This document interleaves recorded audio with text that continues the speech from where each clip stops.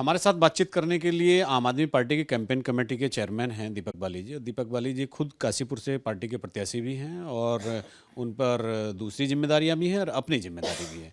तो हम काशीपुर में हैं अभी। बाली जी से बात करते हैं कि आम आदमी पार्टी इस समय आकर जो पिछले कई महीनों का अभियान था अभी किस लेवल पर आकर खड़ी हो गई है। बाली जी आपका बहुत स्वागत है एबीपी गंगा में। आप चूँकि बड़ी जिम्मेदारी आपके पास है, आप प्रत्याशी तो हैं ही, आप कैंपेन कमेटी के चेयरमैन हैं, तो इस समय पार्टी की जो बहुत मजबूत सीटों में से किन किन सीटों को आप मान कर सकते हैं? देखिए, ऐसा है कि सीटों का नाम लेकर मजबूती बताना तो मुझे लगता है कि बेहतर भी नहीं है और ठीक नहीं है। लेकिन पूरे उत्तराखंड के अंदर हम 70 की 70 विधानसभाओं पे बहुत मजबूती से चुनाव लड़ रहे हैं।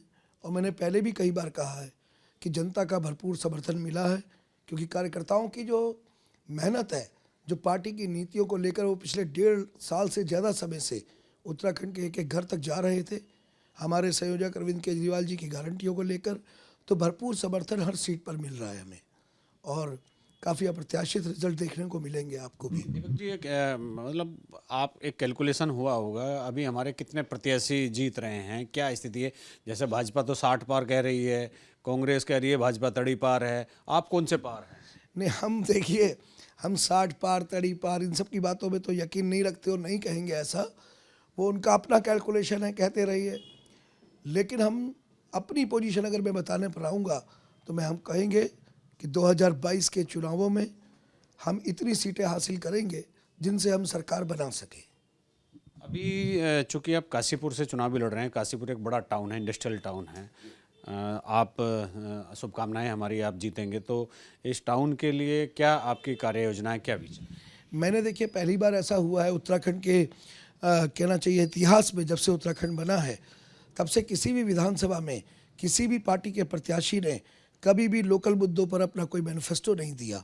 तो मैंने यहाँ पर 12 गारंटी, प्रॉब्लम्स तो बहुत सारी हैं, लेकिन मैंने अपना 12 गारंटी का घोषणा पत्र एक एक घर तक पहुँचाया है, जिसमें मैंने यहाँ के सरकारी अस्पताल की बात की है, बेहतर सुविधाओं युक्त। यहाँ आंखों का अस्पताल, सीतापुर आंखों का अस्पताल है, उसकी बात की है। गिरिताल, द्रोणा सागर, ये रमणीक स्थल है, इनकी बात करी है, पर्यटन स्थल में डेवलप करने की। 476 सड़कें हैं यहाँ पर जो बनना मांगती है बहुत सालों से, छोटी और बड़ी मिलाकर, गांव की, मोहल्लों की, कॉलोनियों की। शहर का बुरा हाल है सर। बहुत बुरा हाल है, उनकी बात की है मैंने।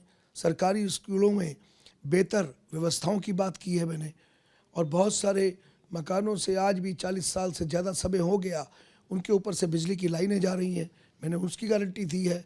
और जो आप जानते हैं सफ़ेद कार्ड और राशन कार्ड और पीला राशन कार्ड का जो गैप चल रहा है, मैंने उसकी बात की है कि जो जिस कलर के या जिस लेवल पर वो आता होगा उस परिवार को वो वाला राशन कार्ड मिलना चाहिए और मैं दिलवा कर रहूँगा। तो इस तरीके की मैंने जैसे यहाँ पर युवकों के लिए रोजगार के लिए बात की है।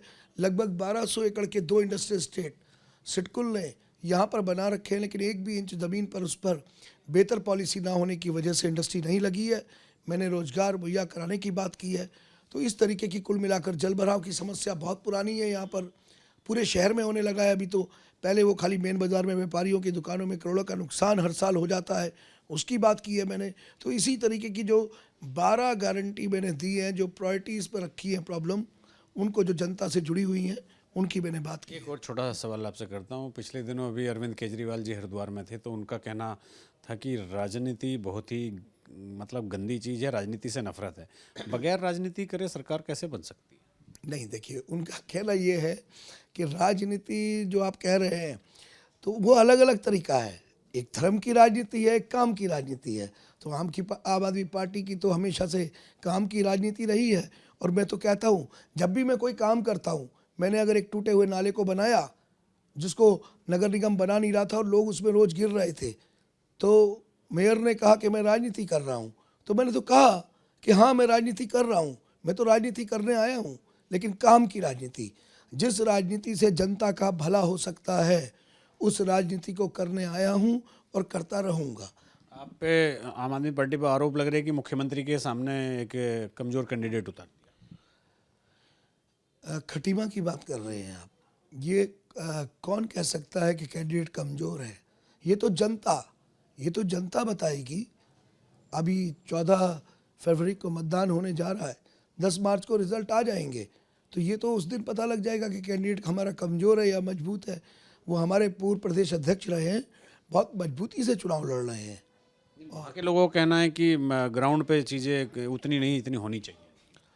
नहीं, मेरे संज्ञान में ऐसी कोई बात नहीं है कि वहाँ के लोगों ने ऐसा कहा है। ऐसा तो नहीं मैत्री मैच खेल रहे हो आप मुख्यमंत्री जी के साथ? नहीं नहीं, कौन खेल रहा होगा? हमारी पार्टी क्यों खेलेगी मैत्री मैच? बिल्कुल नहीं, किसी तरीके से मतलब नहीं। नहीं नहीं, यहाँ तो अपनी पार्टी के कैंडिडेट को जिताने की बात है। जहाँ से भी पार्टी के उम्मीदवार खड़े हैं उन सबको जितवाने की बात है।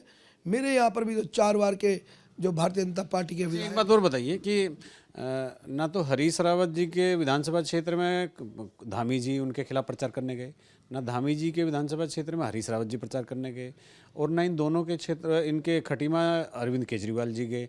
तो ये क्या चक्कर चल रहा है? नहीं देखिए, पहली बात तो उन दोनों की बात कर लेते हैं। तो उन दोनों की बात जो आपने बताई उस हिसाब से तो मैत्री मैच वहाँ पर हो रहा है।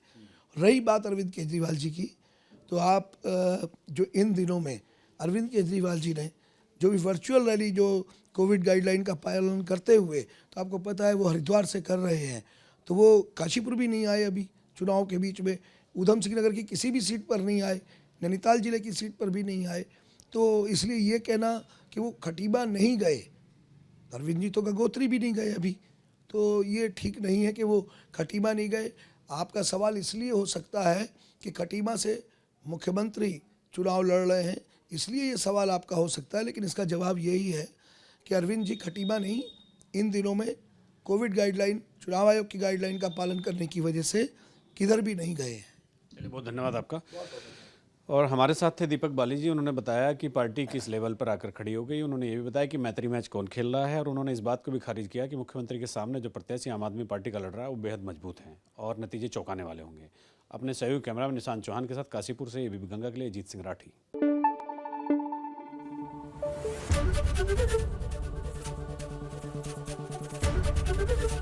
एबीपी गंगा, खबर आपकी, जुबान आपकी।